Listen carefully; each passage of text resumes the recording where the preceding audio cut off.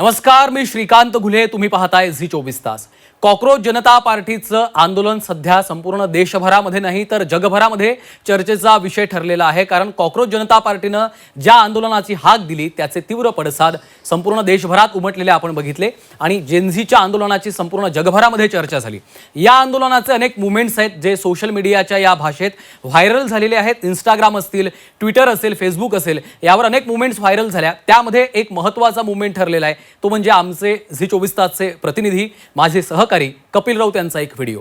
या व्हिडिओनं सोशल मीडियावर अक्षरशः धुमाकूळ खरं तर घातलेला होता. अनेक लोकांनी या संदर्भात आपली भूमिका मांडली.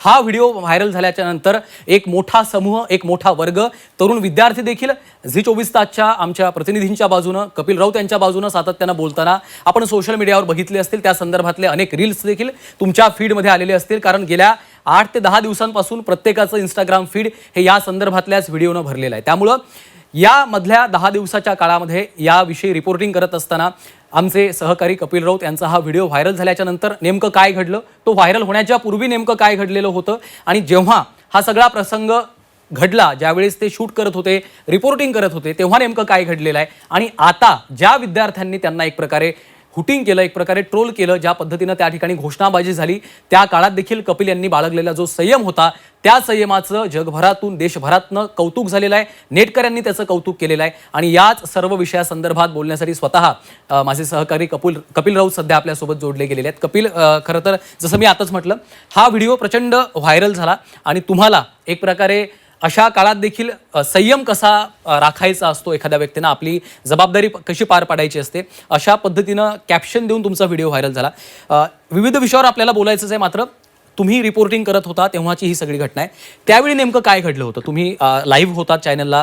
हे विद्यार्थी ज्यांच्याशी तुम्ही खरं तर आधी बातचीत देखील त्यातल्या काही लोकांशी केली असेल, त्यांच्या बाईट घेतल्या असतील, त्यांचं नेमकं काय म्हणणं आहे हे आपण महाराष्ट्रापर्यंत पोहोचवत होतो. काय नेमकं घडलं आणि अचानक हे व्हायरल झाल्यानंतर काय नेमकं तुमची पहिली प्रतिक्रिया होती? पहिले तर मी सर्वच म्हणजे मीडियाकर्मी असतील, सोशल मीडियावर ज्यांनी मला सपोर्ट केला त्या सर्वांचं पहिले मी आभार मानतो. कारण की इन्सिडेंट नंतर अशा प्रकारचं काही होईल असं मला कधीच वाटलं नव्हतं. खरंच खूप चांगला रिस्पॉन्स येतो आणि चांगले कमेंट्स येतात, त्यामुळे सर्वांचं पहिले आभार. सर्वत्र आपण पाहिलं का हे आंदोलन सुरू झालं CGPचं, त्याच्यानंतर यंगस्टर्स, विद्यार्थ्यांचे, जेनजीचं जे आंदोलन सुरू झालं. गेली 4-5 दिवस शिवाजी पार्कला हे आंदोलन सुरूच होतं आणि ते आपण गेली 4-5 दिवस आपण ते कव्हर करत होतो. मी कव्हर केलं ते आंदोलन आणि तसाच दिवस होता. त्यांची एक रॅली होती शिवाजी पार्कला, सुरू होणं 4 वाजता सुरू होणार होती आणि ती रॅली पूर्ण दादरमध्ये फिरून पुन्हा शिवाजी पार्कला येणार होती आणि ती जवळ 3 ते 4 किलोमीटर रॅली फिरली पूर्ण. त्या पूर्ण रॅलीचं आपण चित्रीकरण केलं, पूर्ण रिपोर्टिंग केलेली आहे. त्या रॅलीमध्ये चालता चालता आपण लाईव्ह पण दाखवलेले आहेत, त्यांचे रिॲक्शन्स पण घेतलेले आहेत, आपण पॉझिटिव्हली रिॲक्शन्स घेतले सर्व.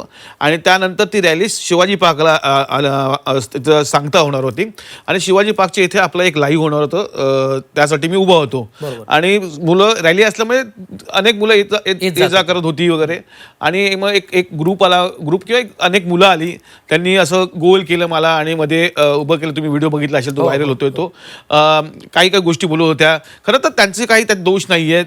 यंग जनरेशन आहे, त्यांना आपला एक मुद्दा मांडायचा होता, ते मुद्दा मांडत होते, त्यांची ती बाजू क्लिअर करत होते. फक्त एवढंच होतं मी संयम ठेवला, कारण तिथे संयम ठेवणं गरजेचं होतं. कारण की आपण अनेक वर्ष रिपोर्टिंग करतोय, मी गेली 20 ते 25 वर्ष रिपोर्टिंग करतोय, त्यामुळे कदाचित हा अनुभव आला असेल. झीमध्ये मी 20 वर्ष काम करतोय, त्यामुळे माझे सिनियर्स असतील त्यांच्याकडून हा अनुभव घेतला असेल का अशा वेळी काय केलं पाहिजे. अनेक घटना आम्ही कव्हर केलेल्या आहेत, म्हणजे अनेक मोठ्या घटना कव्हर केल्या, लोकांमध्ये उतरून रिपोर्टिंग केलं. त्यामुळे संयम ठेवणं गरजेचं आहे मला तेव्हा वाटलं होतं. सर्वात पहिलं प्रथम म्हणजे माझं लाईव्ह सुरू झालं होतं, मला बातमी पोचवायची होती, कुठे मला खंडन करायचं नव्हतं किंवा ब्रेक घ्यायचा नव्हता त्या बातमीमध्ये. का आपल्यामुळे चॅनलला काही विचित्र गेलं नाही पाहिजे ऑन एअर, त्यामुळे मला बातमी पहिले क्लिअर करायची होती, बातमी ऑन एअर करायची होती. आणि दुसरी गोष्ट मध्ये मला संयम ठेवायचा होता. हे दोनच गोष्टी लक्षात ठेवल्या आम्ही आणि संयम ठेवून तो पूर्ण परिस्थिती पूर्ण हाताळली.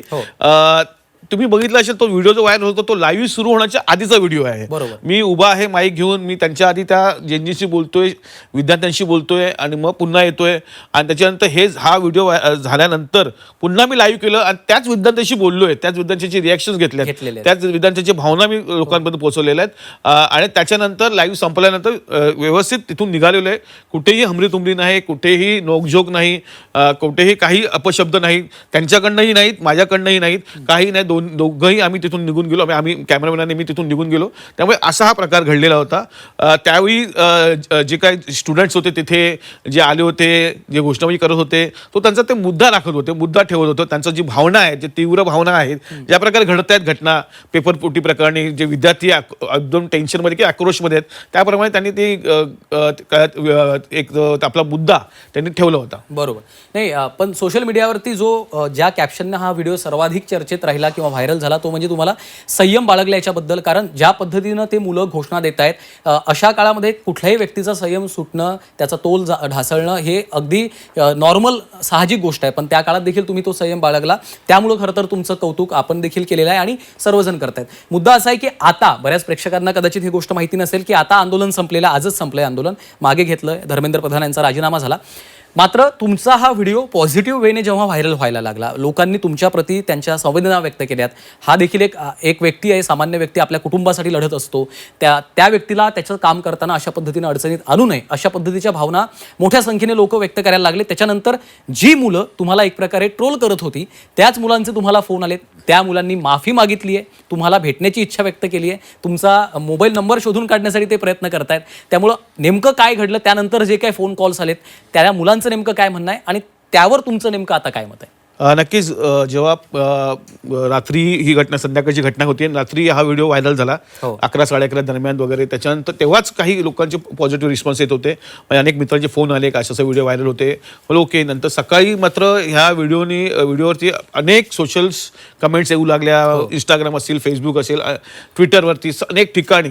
परंतु एक चांगलं एक होतं का अनेक लोकांनी नेगेटिव्ह होत्या कमेंट्स, परंतु अनेक लोकांनी चांगल्या कमेंट्स, पण 90% चांगल्या कमेंट्स येऊ लागल्या, पॉझिटिव्ह कमेंट्स येऊ लागल्या आणि मला साथ दिली. आम्ही तुमच्याबरोबर आहोत, आम्ही तुमच्याबरोबर, तुम्ही घाबरू नका, आम्ही तुमच्याबरोबर आहोत, हे घडलं, हे चुकीचं घडलं, अनेक कमेंट्स येऊ लागल्या. कपिल सर, आम्ही तुमच्या बरोबर आहोत. आणि मीडियातलं, खास करून मीडियातलं प्रत्येक म्हणजे इथून ते दिल्लीपर्यंत अनेक मीडियातनं, सर्व मीडियातनं फोन येऊ लागले, अनेक ठिकाणी फोन येऊ लागले. आणि आता तर असं घडलेलं आहे का हळूहळू मीडियातले लोक किंवा समजूतदार लोक, वरिष्ठ लोक चांगले कमेंट टाकत आहेत. नंतर तर जेनजी जे आहेत ते स्वतः कमेंट टाकू लागले, चांगले आणि सॉरी बोलतायत, sorry कपिलजी, sir Kapil sir, sorry अंकलजी, अनेक कमेंट्स टाकतायत. मला अनेक फोन येत आहेत, म्हणजे बाहेर गावाहून मला मेसेज येत आहेत, बाहेर गावाहून फोन येत आहेत जेनजींचेच. मी स्टुडंट्स बोलतोय, मी स्वतः जेनजी आहे, पण मला खूप वाईट वाटलं सर, हे असं झालं नाही पाहिजे, आय एम सॉरी. मी त्यांच्या बाजून सॉरी बोलतोय. अनेक जण, एकाचा फोन आला होता जो तिथे उभा होता, तो राजस्थानहून फोन केला त्यांनी मला आता. बोलतो हो, त्यांनी मला सांगितलं का मी तिथे होतो तेव्हा, तिथे मी, म्हणजे ही जी मुलं तुम्हाला तिथे मी होतो, त्या घोषणाबाजीमध्ये मी होतो. मी खास मुंबईला त्यासाठी आलो होतो, प्रोटेस्ट करण्यासाठी. पण नंतर जेव्हा मी व्हिडिओ बघितला तर मला एवढं फील झालं की तेव्हा दिवसापासून झोपलो नाहीये. आणि मी तुमचा नंबर कुठून शोधून काढलेला आहे आणि बरं झालं तुमच्या माझ्याशी बोललात. मी त्याला बोललो, अरे गिल्ट फील करू नको, होतं हे, आणि तुझं काही चुकी नव्हती, तुम्ही गिल्ट फील करू नका, तुम्ही जे करता ते ओके होतं, तुम्ही जे करतायत तुम्ही तुमचा मुद्दा मांडतायत, त्यामुळे असं काही फील करू नको. तर त्याला तर बरं वाटलं, तो बोलतो मी आज झोपू शकतो कारण मी 3 दिवस झोपलो नाही, बोलतो. म्हणजे असेही फोन येत आहेत, अनेक फोन येतात, म्हणजे सॉरी सर, मेसेजवर मेसेज, म्हणजे 1 सेकंदही मोबाईल थांबत नाही, प्रत्येक सेकंदला मेसेज येतोय, सॉरी आमच्याकडून चुकी झाली, किंवा खरंच हे घडलं नव्हतं पाहिजे वगैरे. आणि ह्या ठिकाणी दुसरं कोण असते, आमचे वडील असते तर आम्ही कसं केलं असतं, असे अनेक खूप चांगल्या कमेंट्स येतात. आणि त्यांच्या सर्वांना थँक्यू का मला सपोर्ट केल्याबद्दल. आणि सपोर्ट केल्याबद्दल त्यापेक्षा एक मीडियाला एक चांगला स्टँड मिळाला ह्याच्यामुळे, हे मला खूप बरं वाटतं. म्हणजे जी मुलं त्यावेळी तुम्हाला खरं तर एक प्रकारे घोषणाबाजी करत होती, तीच मुलं आज स्वतःहून तुम्हाला फोन करून सांगतात की आमचं चुकलं. म्हणजे इतक्या कमी काळात त्यांना त्यांच्या चुकीची जाणीव झाली आणि त्यानंतर ते व्यक्त होत आहेत, ही देखील एक चांगली गोष्ट आहे. नक्कीच. आजची घटना काढतो. आजही शिवाजी पार्कला जेव्हा हा रिझल्ट आला का धर्मेंद्र प्रधानांचा राजीनामा झालेला आहे, तेव्हा ते जल्लोष करण्यासाठी शिवतीर्थावर जमले, शिवाजी पार्कला जमले, ते रिपोर्टिंग करण्यासाठी मी गेलो होतो. मी तिथे गेल्यानंतर जेवढे जेनजी होते ते माझ्यावर सेल्फी काढत होते, मला हात मिळवत होते, मला सॉरी बोलत होते. पूर्ण मोठा एक ग्रुप आला, त्यांनी सॉरी सांगितलं. खूप जण मला सॉरी बोलून गेले का सर सॉरी. म्हणजे जी लोक त्याच्यामध्ये नव्हती, ट्रोल करण्यामध्ये नव्हती, ती सुद्धा सॉरी हो, ती सुद्धा सॉरी बोलू होती. माझ्यावर सेल्फी काढत होते जेनजी लोक, मला तुमच्यावर एक फोटो पाहिजे, मला तुमचा नंबर द्या, मला तुमच्यावर शेअर करायचं, फोटो शेअर करायचा आहे, मला तुमचं हे इंस्टाग्राम ID द्या. अनेक लोक भेटत होते, सॉरी बोलत होते, माझ्याबरोबर सेल्फी काढत होते. म्हणजे हा वेगळा टर्न बघायला मिळाला. त्यामुळे जेनजी असो, स्टुडंट्स असो किंवा मग यंग जनरेशन असो, हे वाईट नाहीच आहेत आणि खरंच ते ट्रोल करण्यासारखं नाही. खूप चांगली मुलं आहेत आणि आता ह्या आंदोलन दाखवून दिलेलं आहे का खरंच मुलं खूप वेगळ्या लेवलला गेलेली आहेत आणि चांगलं काम करतायत आणि खरं तर मुद्दा ते आपला घेऊन येत आहेत. त्यामुळे त्यांना कोणी काही बोलू नये असं मला वाटतं. हा बघा, पुन्हा एकदा हाच मुद्दा आहे की आताचा असा काळ आहे की आरेला कार्य म्हणणाऱ्याचा हा सगळा काळ आहे की आजकाल कोणीच कोणाचं काय ऐकून घेत नाही असं म्हणतात. मात्र ज्या पद्धतीनं त्यांना त्यांचं काम करत असताना एक प्रकारे घोषणाबाजी केल्या गेली, ट्रोल केला गेला, अक्षरशः हुटिंग केल्या गेली, तरी देखील त्यांचं मत असं आहे की तरुण मुलं आहेत आणि त्यांचा त्यामध्ये काही दोष नाही. इतकं मोठं मन खरं तर आजच्या काळात फार कमी पाहायला मिळतं. कपिल सर, तुमच्या कुटुंबाची काय प्रतिक्रिया होती? कारण असं आहे की शेवटी जे ट्रोल करणारे होते, जे घोषणाबाजी करणारे होते, ते संध्याकाळी आपापल्या घरी निघून गेले. तुम्ही तुमचं काम संपवून घरी गेला असाल. तुमच्या घरापर्यंत देखील साहजिक आहे हा व्हिडिओ आता इंटरनेटच्या काळात सगळ्यांपर्यंत पोहोचला असेल. घरच्यांची, कुटुंबाची काय प्रतिक्रिया होती? विशेषतः मुलीचं काय म्हणणं होतं? नक्की सर्वात महत्त्वाचं म्हणजे मला टेन्शन हेच होतं का घरच्यांचे काय रिएक्शन असतील, खास करून माझे मुलींचे काय रिएक्शन असेल, हा मला एक हे होतं. आणि मला सकाळी माझी मुलगी आजीकडे होती, तिथून मला फोन केला सकाळी 7:30-8 वाजता, पप्पा हे काय चाललंय, आणि ती रडायला लागली ते व्हिडिओ बघून. बोला, अरे रडू नको, आम्ही जर्नलिस्ट आहोत, आमच्या ह्याच्यामध्ये कारकिर्दीचा हा एक भाग आहे, अनेक गोष्टी घडत असतात, त्याचा हा एक भाग आहे. मी रिपोर्टिंग आहे आणि चॅलेंजिंग रोल असतो आमचा. आम्हाला नुसतं बूम घेऊन कोणाला बाईट करणं हा एवढा सोपा रोल नाहीये. आमचा चॅलेंजिंग रोल असतो, समाजाचे आम्ही घटक आहोत. त्यामुळे अशा घटना घडत असतात, तू रडू नको, काही वेळ थांब, तुला चांगला रिझल्ट मिळेल.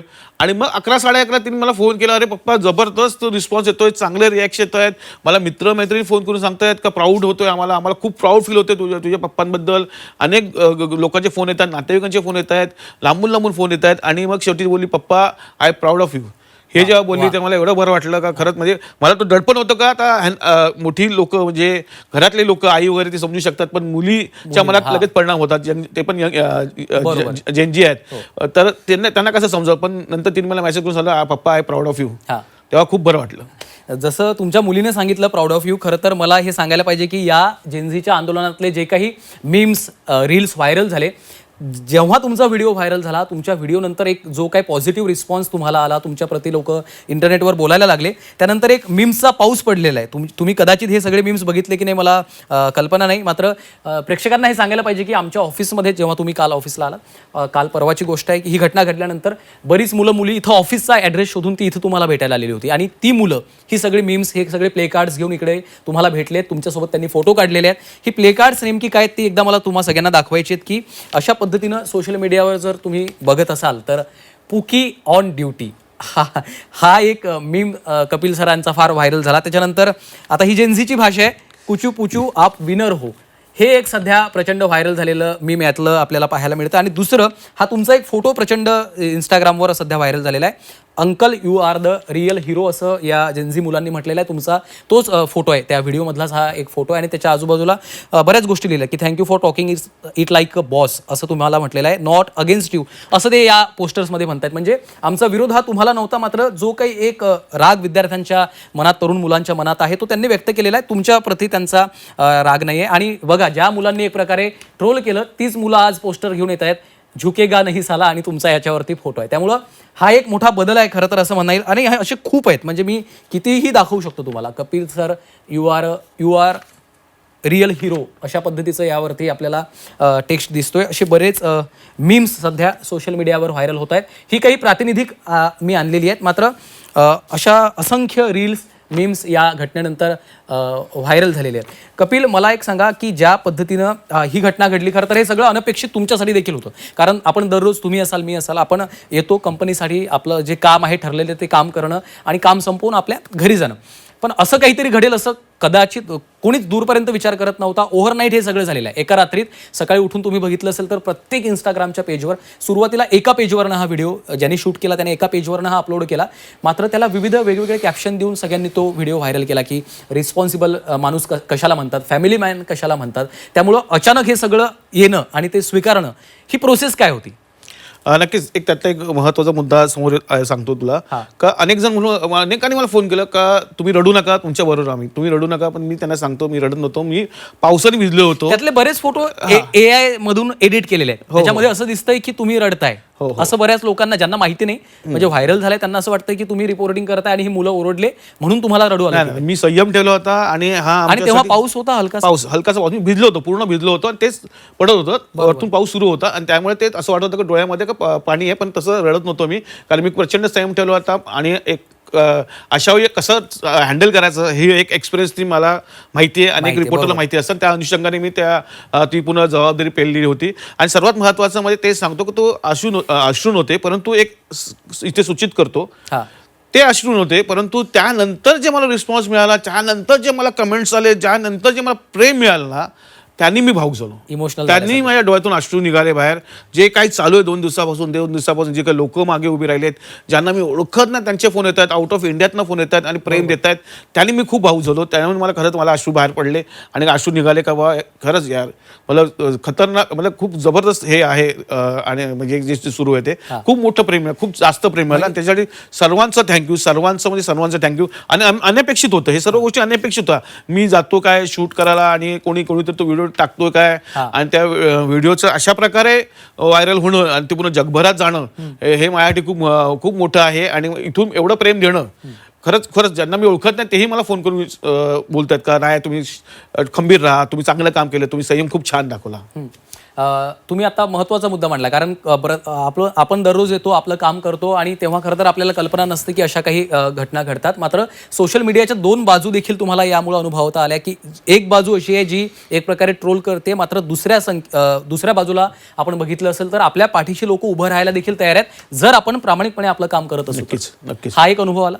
नक्कीच जर आपण प्रामाणिकपणे काम केलं, आपण संयम ठेवला, आपण जर आपली ड्युटी व्यवस्थित करतोय तर नक्कीच सोशल मीडिया आपल्या मागे उभी राहते, पॉझिटिव्हली उभी राहते. खरं तर अनेक गोष्टी आपण पाहिलेल्या आहेत का पॉझिटिव्हली अनेक गोष्टी घडलेल्या आहेत त्याच्या आधी, का जर चांगल्या गोष्टी असेल तर नक्कीच सोशल मीडिया त्याला साथ देते. आणि असाच मला काहीच अनुभव आलेला आहे आणि नक्कीच हे घडतंय. आपण नेहमी मीडियाशी कनेक्टेड आहोत, आता 20-25 वर्ष मीडियाशी कनेक्टेड आहोत. आता काही 8-10 वर्ष 4-5 वर्षापासून सोशल मीडियाचा वापर खूप मोठा वाढलाय, प्रचंड वाढला. आणि ज्यांची लोक तर त्यांच्या हातात मोबाईल असतात ते तर त्याच्यावर असतात. त्यामुळे मोठ्या प्रमाणात तुम्ही इंस्टाग्रामवर तेवढे ऍक्टिव्ह नाहीये. मी फक्त आपलं काम करतो. मी इंस्टाग्रामवरती, ट्विटरवरती, फेसबुकवरती कधीच मी हे ऍक्टिव्ह नसतो. आज मला ताकद कळली याची, आज हे कळलं की हे विश्व काय आहे. इथून पुढे तुम्ही ऍक्टिव्ह होणार इंस्टाग्राम? थोडा तरी ऍक्टिव्ह व्हायला लागेल मला. कारण बरीच मुलं त्या कमेंट बॉक्समध्ये तुमचं इन्स्टा हँडल शोधत होती की कपिल राऊत, पण ते तितके तुम्ही ऍक्टिव्ह नसल्यामुळे अनेकांनी फोन नंबर शोधून काढले, अनेकांनी लांबून फोन केले अनेकांनी. मी विचार करतो राजस्थान, मध्य प्रदेश, दिल्ली, लंडन, फ्रान्स इथून फोन केले, बाहेरून पण फोन आले. जी लोक सोशल मीडियावरती ऍक्टिव्ह आहेत त्यांनी हा नंबर शोधून काढला. आणि खरं तर आमच्यासाठी देखील ही अत्यंत अभिमानाची आनंदाची गोष्ट आहे की तुम्ही त्या जागी असताना संयम बाळगला, ज्याची वारंवार या संयमाची चर्चा झालेली आहे की अशा काळात एखाद्या कुठल्याही व्यक्तीचा संयम हा ढळू शकला असता. कारण ज्या पद्धतीनं तेव्हाची तिथली ती परिस्थिती होती, ती परिस्थितीमध्ये कुठलाही माणूस इतका संयमी राखणं हा अत्यंत कठीणातली कठीण गोष्ट असते. मात्र त्यांनी तो संयम दाखवला. त्यामुळं जेनझींचा, तरुण विद्यार्थ्यांचा, तरुण मुलांचा ज्या मुद्द्यांवरती राग आहे तो स्वाभाविक आहे. त्याचा कपिल यांनी देखील उल्लेख केलेला आहे. आमच्या माध्यमाच्या वतीनं देखील आम्ही त्याचा उल्लेख केला आहे. आमचे संपादक कमलेश सुतार यांनी देखील वारंवार त्यांच्या सोशल मीडियावरनं देखील हीच त्यांची भूमिका स्पष्ट केली आहे की विद्यार्थ्यांचा राग हा स्वाभाविक आहे. विद्यार्थ्यांच्या ज्या भावना आहेत त्या अत्यंत तीव्र होत्या, टोकाच्या होत्या. मात्र आम्ही देखील आमची बाजू कुठेच ढळू दिली नाही. आमचं जे म्हणणं होतं ते कपिल यांनी देखील त्यांच्या शब्दात मांडलेलं आहे. आणि वाहिनीच्या माध्यमातून देखील आम्ही वारंवार हे सिद्ध केलेलं आहे की पहिल्या दिवसापासून, कॉक्रोच जनता पार्टीच्या स्थापनेपासून ते आज कॉक्रोच जनता पार्टीचं आंदोलन संपेपर्यंत झी 24 तासनं कायम विद्यार्थ्यांची बाजू दाखवलेली आहे. इतकंच नाही तर त्यांची बाजू लावून धरलेली आहे आणि सरकारच्या दरबारी त्यांचे प्रश्न आहेत तसे मांडलेले आहेत. तरी देखील आम्हाला हा प्रसंग आमच्यावर ओढवला आणि आमच्या व्यक्तीनं, आमच्या सहकार्यानं हा प्रसंग अशा पद्धतीनं संयमानं निभावून नेला, याचा आम्हाला प्रचंड अभिमान आहे, आनंद देखील आहे. आणि या पुढच्या काळात देखील असे कितीही व्हिडिओ, असे कितीही प्रसंग आले तरी देखील कपिल असतील, मी असेल, आमची वाहिनी असेल, प्रत्येक जण असेल, आमची भूमिका मांडण्यापासून आम्ही तसूभर देखील मागे येणार नाही. मात्र जाता जाता ज्या पद्धतीनं कपिल यांच्यावरती हे हुटिंग केलं गेलं, काही तरुण मुलांकडनं हा प्रकार झाला, त्यांना निदा फाजली यांच्या फक्त 2 ओळी त्यांच्यावर सोडून जातो, त्यांना सांगून जातो. निदा फाजली यांनी एका शेअरमध्ये त्यांचं असं म्हटलं होतं की हर आदमी में होते हैं 10-20 आदमी, जिसको भी देखना कई बार देखना. धन्यवाद.